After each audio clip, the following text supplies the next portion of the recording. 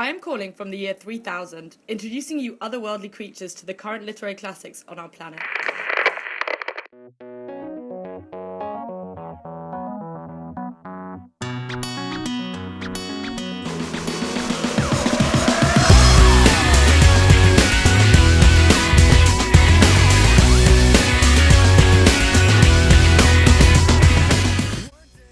In The Time Traveler's Wife, Adrienne Finnegar writes a beautiful love story that includes time travel, which is actually something of a pastime now, but we do it quite differently.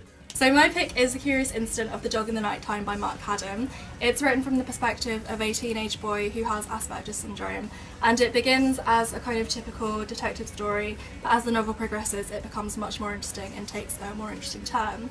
To say any more about it would mean ruining the book, so I'll leave it there and pass on to the next person. So The Life of Pi is a fantastical story that tells of the strength of the human spirit and the power of faith. The story about a boy who survives in a tiny lifeboat with a fierce tiger will remain with you long after you close the book. So my pick is Atonement by Ian McEwan, and this is an artful and lovely story about the journey through life. And if you want to check out the hologram, you should do that now. Boy in the Striped Pyjamas by John Vaughan is my pick. It tells the story of 9-year-old Bruno during war-torn Berlin in the 1930s. His father works at a concentration camp and he makes an unlikely friendship with another boy on the other side of the fence who is always clad in pyjamas. Fair warning though, it will make you cry, so only read when you're in a good mood. On our list is Harry Potter and the Philosopher's Stone by J.K. Rowling. We've actually only rediscovered this book 20 years ago, lost in a library. It's the story of a boy called Harry who discovers he is a wizard. Every child will love this book.